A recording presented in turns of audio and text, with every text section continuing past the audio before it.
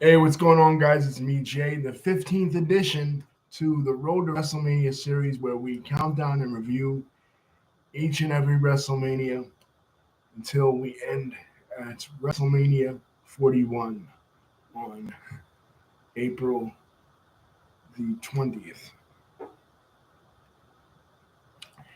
And this is WrestleMania 15 live from Philadelphia, Pennsylvania on March the 28th, 1999. Let's get into it. And this is the first um,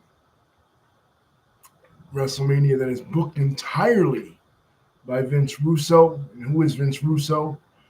He was a former magazine writer slash video store owner slash dirt sheet talk show host. He originally got his start with John Arezzi in a dirt sheet talk show host, an expose on the business.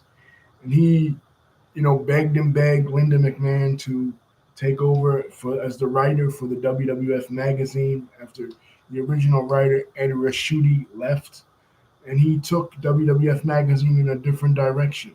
It became more expose-ish, and he also launched Raw magazine, which was a more explicit version of the WWF magazine. But by 1997, Vince was struggling with ideas. Ted Turner was beating him in the ratings. WCW was really kicking his ass. So they had this Raw in Germany between Owen Hart and the British Bulldog. And it really sucked. So finally, Vince decided to take it in a new direction, and Vince Russo became the writer. And he was responsible for The Rock's heel turn at Deadly Games 1998 and the creation of the corporation. What is the corporation? It is Vince McMahon's team of hired guns. It includes the Big Boss Man, who came back in the latter part of 1998 attacking Stone Cold, now in riot gear, and the head of Vince McMahon's security, no longer a police officer, but now in riot gear. He'd been in WCW since 1993 when he left. His last match was the Royal Rumble 93 against Bam Bam Bigelow, and now he's back. And he'll be featured prominently here at WrestleMania 15. Also, it includes Ken Shamrock. It includes Shane McMahon, who now plays a prominent role in his father's uh, uh, heel faction and will play a prominent role here at WrestleMania. Um, it includes the Stooges, Gerald Briscoe and Pat Patterson, and many other heels that will later be added to it, including Kane, including China, including Test, and for a while, even including the new commissioner of the World Wrestling Federation, Shawn Michaels. But by the time WrestleMania comes around, Shawn Michaels is once again a babyface commissioner. But this is Vince McMahon's team, the corporation.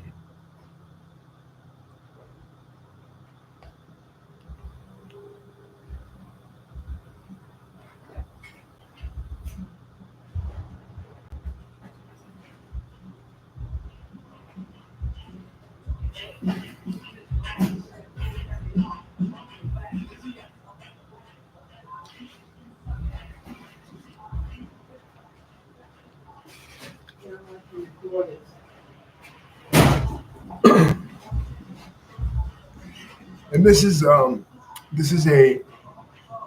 uh, a different type of WrestleMania because it's the start of where WrestleMania becomes. Well, WrestleMania 10 really started this 5 years before this, but WrestleMania 15 really starts the type of events, weekend long events in WrestleMania that include, fan fests, fan access, and in this case, a WrestleMania rage party with a bunch of celebrities, including Isaac Hayes and um, and the Terror Squad. Terror Squad just came out with their collaboration album. Big Pun was a platinum selling artist, the first Latino in hip hop to go platinum in 1998 with his album Capital Punishment. So Shane McMahon, who's a huge hip hop fan and a hip hop head, clues his dad into this new style of music, hip hop, and here and of course Isaac Hayes is there because he has a new single out, "My Sweaty Chocolate Balls" from the South Park soundtrack. South Park is blowing up, and South Park is even partially included in WWF programming when Golga, aka Earthquake, comes back and forms the Oddities with Kurgan from the Truth Commission later that year, and he's the biggest Cartman fan. So WrestleMania is starting to become a huge, huge event. And let's go into the matches. The main event for this pay per view is The Rock versus Stone Cold Steve Austin. Now, how did we get there? Like we said, the title was held up for grabs. Uh, the Rock sells out. He becomes Vince McMahon's corporate champion.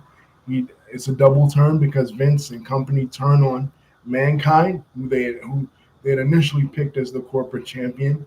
Mankind even started wearing a dress shirt because he wanted to appear more corporate. But in a mock of the Montreal Screwjob from a year before, The Rock puts Mankind in a sharpshooter, one of the worst sharpshooters in history. And Vince McMahon calls for the bell, and then The Rock is declared the champion, and he hugs Vince McMahon. So now uh, finally has his corporate champion. So going into the Royal Rumble, initially Vince McMahon says that he's going to enter the Royal Rumble. So he enters the Royal Rumble, and for the first time ever, Vince is in the Royal Rumble, and he's going to stack the deck against Stone Cold Steve Austin.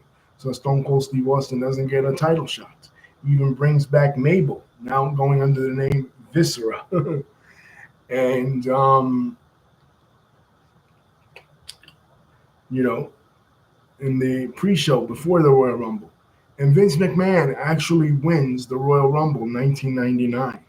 So does this mean that Vince McMahon will go on to face his own corporate champion, The Rock, at WrestleMania? No, that's not what happens. What happens is he gives away his shot. So Stone Cold Steve Austin has to fight his way back and claw his way back to get another another title shot. So they finally, Vince McMahon versus Stone Cold Steve Austin have their first one-on-one match, a cage match at St. Valentine's Day Massacre.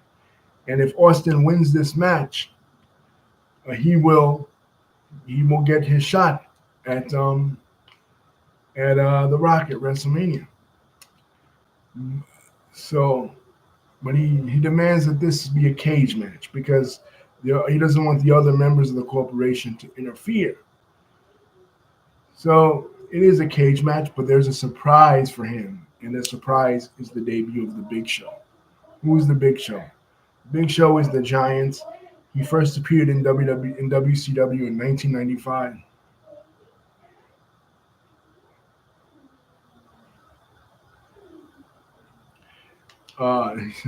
David says he won the Royal Rumble in his hometown, not Vince McMahon. Okay, David. So, the Big Show first appeared in WCW in '95. His initial feud with Hulk Hogan, he won the WCW title on his first match against Hulk Hogan at Halloween Havoc '95.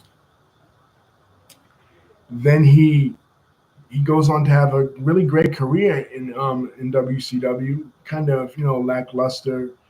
The NWO turns on him. He joins the NWO. Then they turn on him. Then he has matches with Hogan. Then he has teams with Lex Luger to go against Hogan and Rodman at July of '97.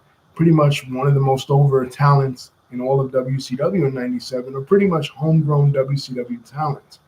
But he feels like there's a ceiling for him in WCW. He won't be able to achieve what he wants to achieve. So finally, him and Kevin Nash have a loser leaves town match. There can only be one Giant in the NWO. The NWO has reunited once again in the beginning of 1999 with the Finger Poke of Doom.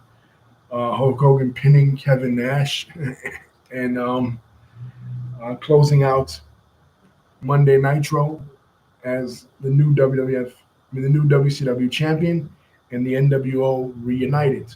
So now that the NWO is reunited, the Giant, who joined the NWO initially the second time to go against Kevin Nash in 1998, he's left out in the cold. So Hogan says there can only be one Giant in the NWO. They have a match. Kevin Nash wins, and the Giant is out of WCW, and he is signing with the WWF. So Vince McMahon, all the time he was there from 1995 to 1999, Vince McMahon was saying, WCW doesn't know what to do with a Giant. If I got my hands on Paul White, I would do with him what my father did with Andre. So he's here in the WWE. Let's see if Vince does that. He doesn't.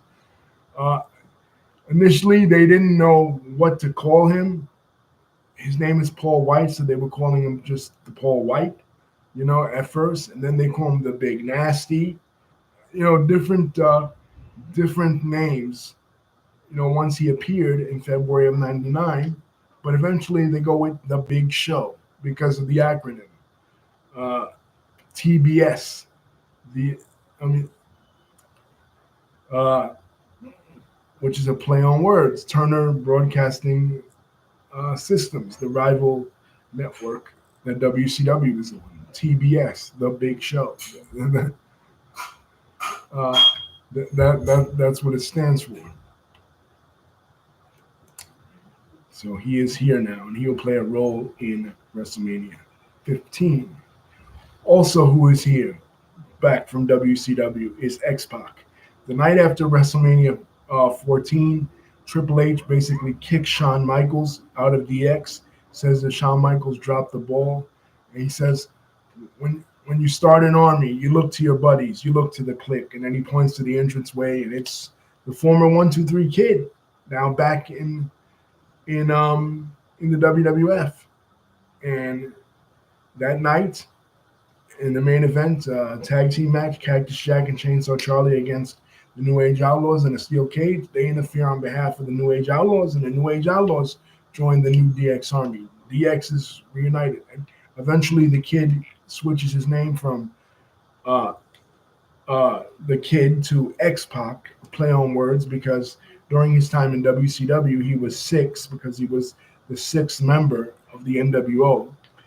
And Tupac had just died, but his music was still all around. So the NWO members, they took a lot from hip hop, so they started calling him Six Pac. So when he got to WWF, he needed a name, so he already had the Pac part, so they just put an X on it, X Pac. I hate when people say X Pac, just like they used to say Tupac. It's X Pac. The name is a play on words of Tupac, which is a real name from a 15th century Incan rebel in Peru who fought against the Spaniards. The original Tupac Amaru, who Lasagne Paris Crooks, the rapper's mother, named him after. So it's X Pac, not X Pac, and Tupac, not Tupac. I don't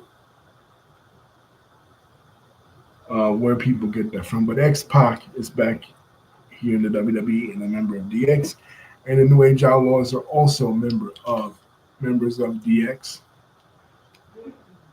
And DX has a great year. They eventually turn babyface. They lead two invasions of WCW. They invade the WCW offices and a WCW show. They don't actually go inside. They were prohibited from doing so. But Eric Bischoff says if he saw them outside, he would have opened the gates for them and they could have came in. That would have been an amazing moment. But they don't, because their whole goal is to liberate their two friends, Kevin Nash and Scott Hall, and bring them back to the WWF. They don't.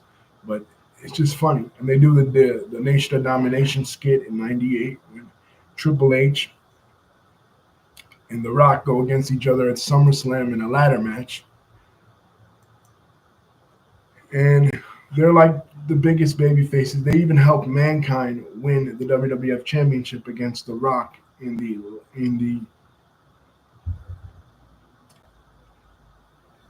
in the first Monday Night Raw of 1999, the same Monday Night Raw where Kevin Nash took on Hulk Hogan. Uh, Bischoff thought he had one up on the WWF and he could do it again, give away the WWF's results, right? Like he used to do in '95. He gave it to Tony Schiavone. He says Mick Foley's going to win their world title, and he said that'll put a lot of butts in the seat, and it backfires because fans switch over to see Mick Foley win the world title. And with the help of DX and with the help of Stone Cold Steve Austin, he does it. But he doesn't keep it for long. He loses it at the Royal Rumble in an I Quit match. He doesn't say I quit, but The Rock has him on tape saying it. I quit, I quit. And The Rock just pummels him with steel chairs, just beating the hell out of Mick Foley. Poor Mankind. But he wins it back in an empty arena match, the Super Bowl that year. Him and The Rock uses a forklift to pin The Rock, and he wins it back eventually, but eventually he loses it again. And by the time WrestleMania rolls around, like I said, The Rock is the champion. Stone Cold Steve Austin wins his cage match against Vince McMahon because despite the Big Show's appearance, the cage collapsed. So therefore, as per cage match rules, Austin's feet touch the ground, so Austin will be going to WrestleMania to take on The Rock. And for the first time ever, but not the last time. Sunday Night Heat is the new pre-show, WWE pre-show show, and the two matches there are Jacqueline with Terry Runnels. Now Terry Runnels and Jacqueline have formed Pretty Mean Sisters, PMS, for a while, and Sean Stasiak along with them as Meat. They defeat Ivory with D'Lo Brown. Jacqueline defeats Ivory with D'Lo Brown. Now the Nation of Domination is no more, so D'Lo Brown and Mark Henry are basically just a tag team managed by Ivory. D'Lo Brown and Test won when Droz and the guy. It's a battle royal will determine who will take on the WWF Tag Team Champions later in the night, and D'Lo Brown and Test win. Hardcore Holly defeats Billy Gunn and Al Snow for the Hardcore Championship. Now, what is the Hardcore Championship? It is a title awarded to Mick Foley. It looks like the smashed up Wing Eagle belt that many years ago in 1990, 9 years before, Mr. Perfect smashed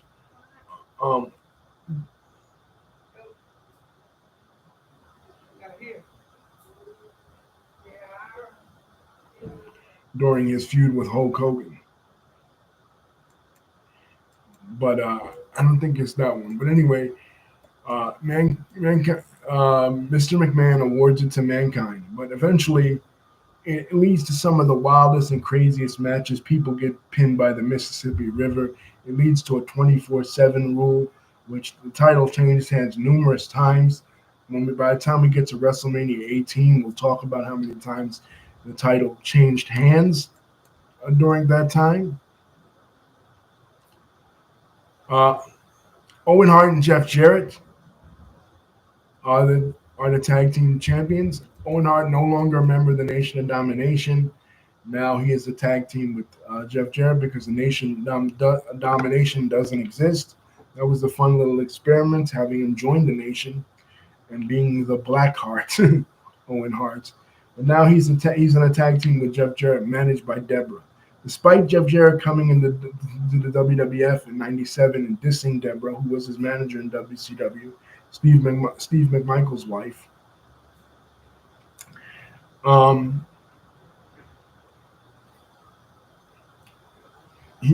she follows him here to the WWF, and she becomes more famous in the WWF for having puppies, as Jerry the King Lawler would exclaim oftentimes. And she becomes a symbol of the sexualization of the product. But here she's managing Owen Hart and Jeff Jarrett. She defeats D'Lo and Test. Butterbean versus Bart Gunn. What is this match? Butterbean, Bart Gunn. This is the brawl for all. What is the brawl for all? Um, like I said, UFC was becoming popular, but UFC was they put the kibosh on UFC, the federal government. They really couldn't perform anywhere, uh, and UFC was going broke. By the time Dana White bought it in 2000, that's a year later, a year after this, it was almost dead. The Fertitta brothers and Dana White saved the promotion, but that idea of shoot fighting never really went away. So what WWF decides to do, Vince Russo's idea, is have shoot fights in the WWF in the middle of fake wrestling, in the middle of work scripted wrestling. You're going to have shoot fights with undercard guys, with guys like Savio Vega, guys like Road Warrior Hawk, guys like Bart Gunn, guys like Bob Holly, guys that aren't really doing much of anything in the company, not the big name talents, and guys that know what they're doing, like Dr. Death Steve Williams. He comes in, and JR believes JR is a friend of Dr. Death Steve Williams, a big proponent of Dr. Death Steve Williams, and he believes that Dr. Death uh, will will win this tournament, but he doesn't. But these guys have real legit backgrounds. Mark Marrow is a boxer. Um, Bradshaw is pretty tough. Dr. Death is an amateur wrestler. Dan Severn, of course, a UFC champion. Ken Shamrock. Uh, Ken Shamrock declined to be in this. But anyway, like, this was tailor made for them. But the problem was, most of them had been out of competition for years and years. Some of them had never been in formal competition, you know, for all that long. And the problem was, this wasn't boxing and this wasn't amateur wrestling. This was a mix of rules, and they didn't really have the rules really down packed. They used regular boxing gloves, not the typical gloves that you would later see in UFC. So it was really convoluted, and a lot of guys got hurt. But eventually, the star of it becomes Bart Gunn. Bart Gunn emerges as the star, knocking everybody out, even Dr. Death Steve Williams. So after leaving it alone for months and months, that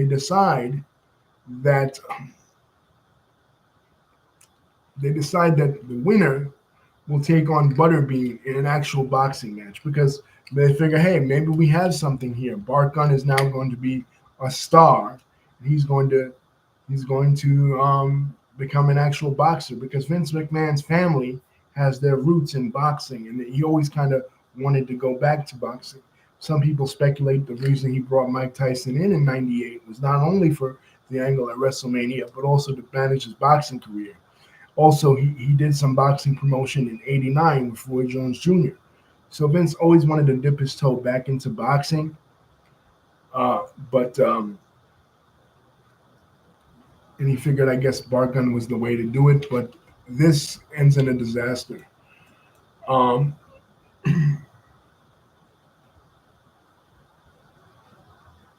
Butterbean knocks him the hell out within mere seconds. It's one of the most embarrassing things you ever seen. And Butterbean was willing to do business, man. Butterbean, said, "You want me to work it? I won't knock him out if you don't want me to." But Vince said, do it. And Vinny Pacienza, the boxer, was the special guest referee, and um, Chuck Webner, the inspiration for Rocky, and a very sickly-looking Gorilla Monsoon were the judges.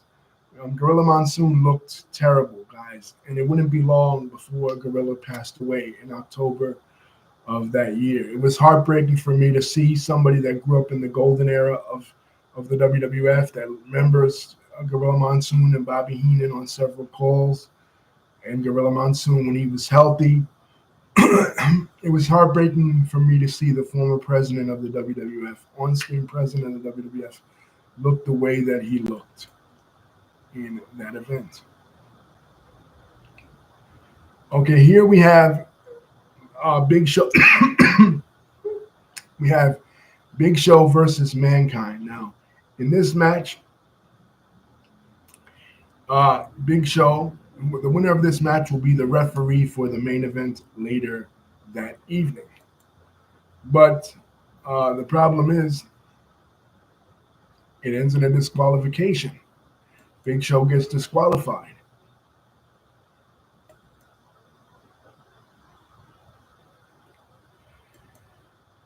And now Vince McMahon, who had his plan all figured out, this is how he was going to screw Stone Cold Steve Austin out of the championship. He comes out and he berates the Big Show. Now it's kind of like when Bobby Heenan berated Andre at WrestleMania 6. Big Show says, "Fuck all that." He turns on Vince McMahon. So now the Big Show is a babyface. But who's going to be the referee for the main event? Will it be Mankind? Vince McMahon overturns it and he says he's going to be the referee, but it's not till later that Shawn Michaels, the commissioner of the WWF, comes out and he says, no, only the commissioner can decide that, and he makes Mankind the referee.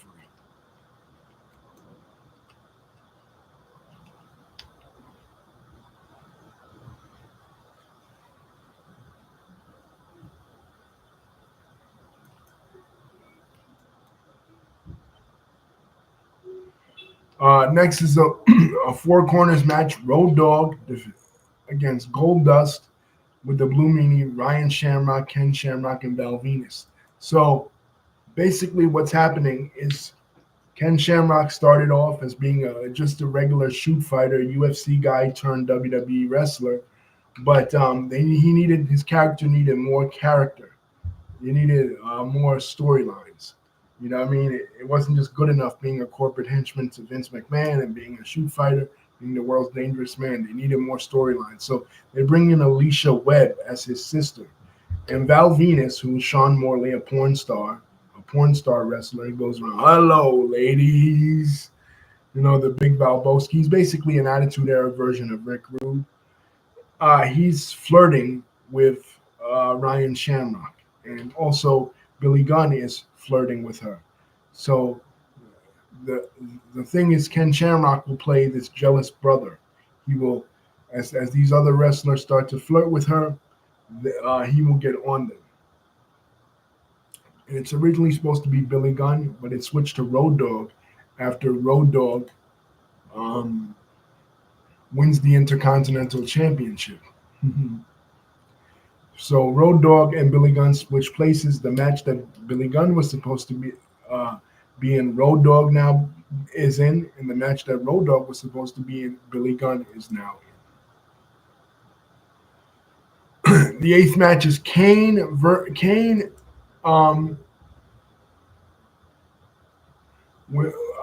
versus Triple H. Now, on an episode of Raw a couple of weeks ago, Chyna did the unthinkable. She turned on Triple H and she joined up with the corporation. So she is now managing Kane going into this WrestleMania, and it's a disqualification when it turns out that it was a double switcheroo. That Chyna really wasn't with the corporation. She turns back and she is now with Triple H. But by the end of the night, we will see that there are different motives at play. Sable, now the women's champion, they brought back the women's championship. She goes against Tori. Now, who is Tori? Tori started off as a fan in the audience, stalking Sable. And at first, she started off helping Sable, but then she was portraying that she was in love with Sable. I think they were going for a lesbian storyline, really, with this. But they just went for the stalker route. And Sable is scared by her, so it eventually ends in a match between them. Nicole Bass eventually becomes Sable's bodyguard. But here, Sable wins and retains her championship against Tori. Shane McMahon defeats X-Pac by pinfall for the European Championship. Now, Shane McMahon has really come into his own. He wasn't a wrestler initially, but when they did the storyline where his sister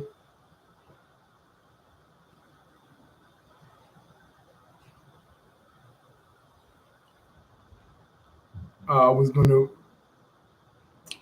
marry Test, he wrestled against Test. But here, he's he's doing his "Here Comes the Money" thing, and just like his father has the Stooges, he has the Mean Street Posse. His friends from the mean streets of Greenwich, Connecticut, two wrestlers. So X Pac has DX, he has the Mean Street Posse. But what happens here is there's interference from Triple H and China.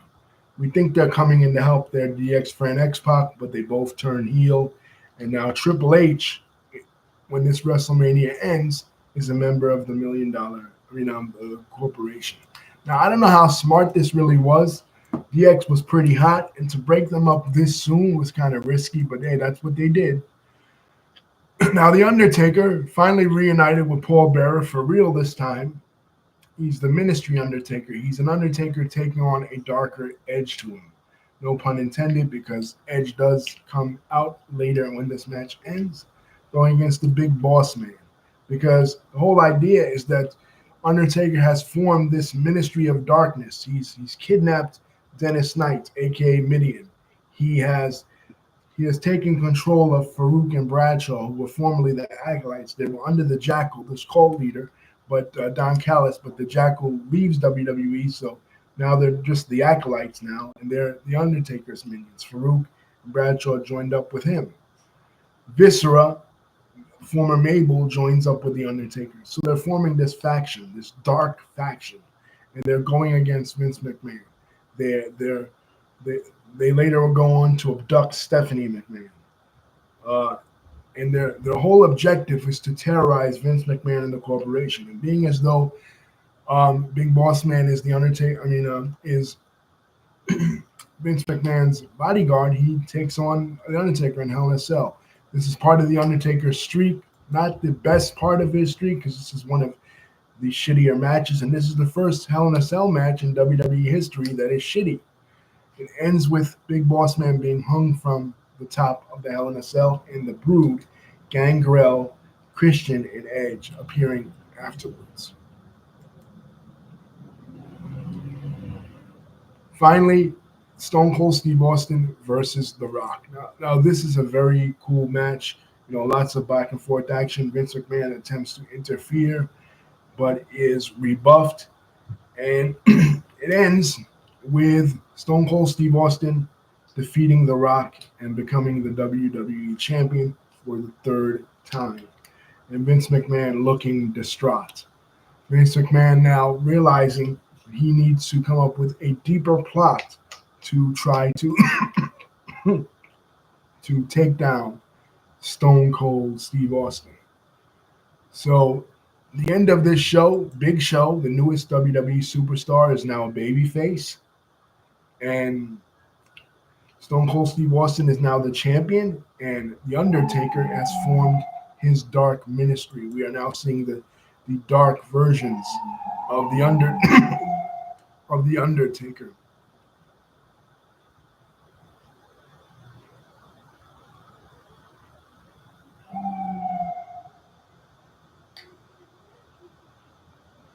They offer several sacrifices, including Ken Shamrock's sister, the Ministry of Darkness does.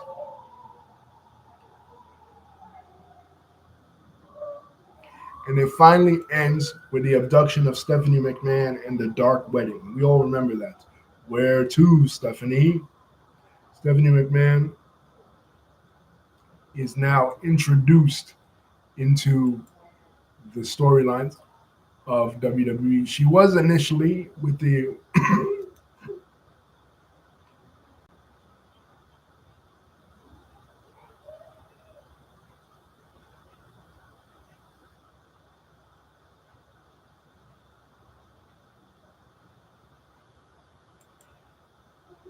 and she will go on to have the storyline wedding with Test that what we talked about. But initially, it is the Dark Wedding with with um with the Undertaker, and the Undertaker will rule the roost as the leader of the Ministry of Darkness. It now becomes the mystery storyline of who is the higher power, and eventually, spoiler alert, it's Vince McMahon. The year of 1999 will be a successful year for Triple H. His heel turn ended up paying off for him as he will win his first WWF championship by defeating Mick Foley.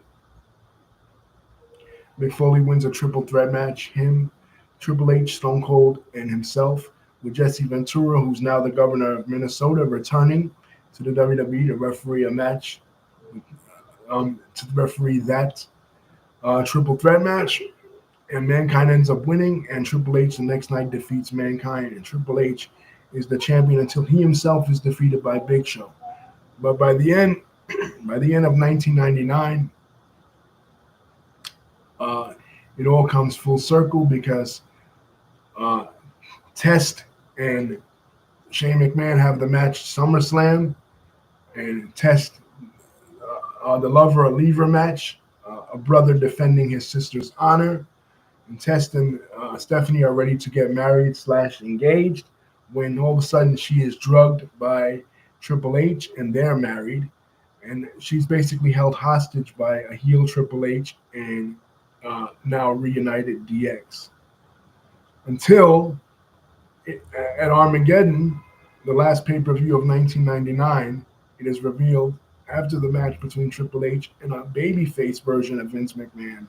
It was Stephanie's plan all along to get revenge on Vince McMahon, who plotted to have her kidnapped just so he could get back at Stone Cold Steve Austin and get a stronger ally in The Undertaker. So 1999, the most famous words of 1999 will be, "It was me, Austin. It was me all along, Austin." But as we go into WrestleMania 2000, the WrestleMania that David said is the worst WrestleMania that he's ever seen, the abortion, we go back to Anaheim, California. We're going in with Triple H as the WWF champion and The Rock as the Royal Rumble winner. And the Big Show will play a role too, because the Big Show is now a former champion, because in the end of 99, he actually wins the championship against Triple H, only to lose it back to him later. So the Big Show will play a role, Mick Foley will play a role, Triple H will play a role, and The Rock will play a role, and so will the McMahons. So that's where we're leaving off. That's WrestleMania 15. Overall, it was a good show. Like I said, I think the breakup of DX was a little premature, but it ended up paying off for Triple H.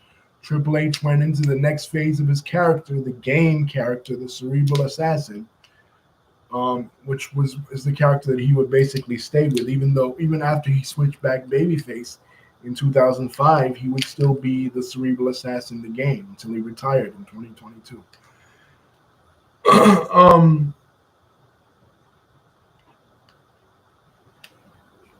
That's it for WrestleMania 15, guys. We're on to Anaheim, California, WrestleMania 2000, aka WrestleMania 16.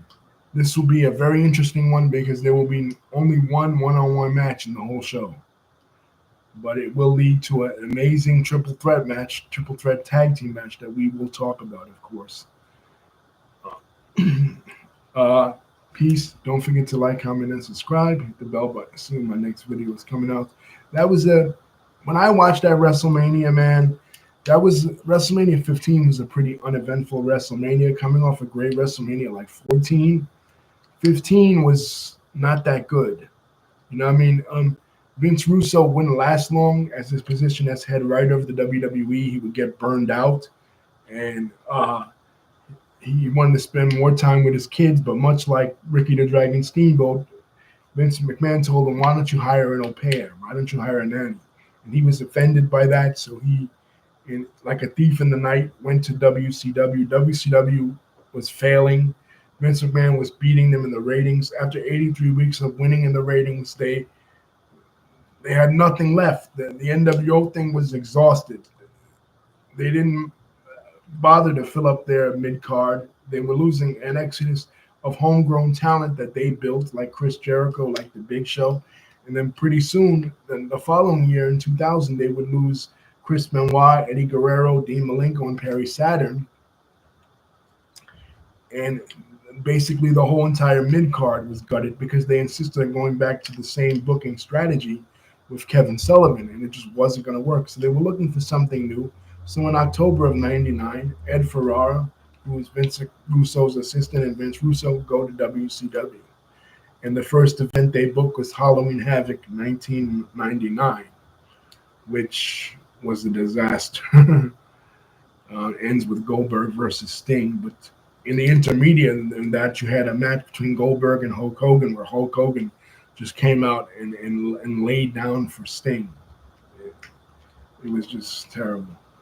Vince Russo is the death nail in the coffin of WCW, but because he wasn't a good booker, he was a good big idea man, but he wasn't good with details. You see, this WrestleMania, I had a hard time keeping track of it because it was all over the place with Russo's booking. You know what I mean? Twists and turns when you don't need twists and turns. Just have consistent booking and consistent storytelling. Anyway, that's it for WrestleMania 15. Guys, peace. We're on to WrestleMania 16 next, WrestleMania 2000.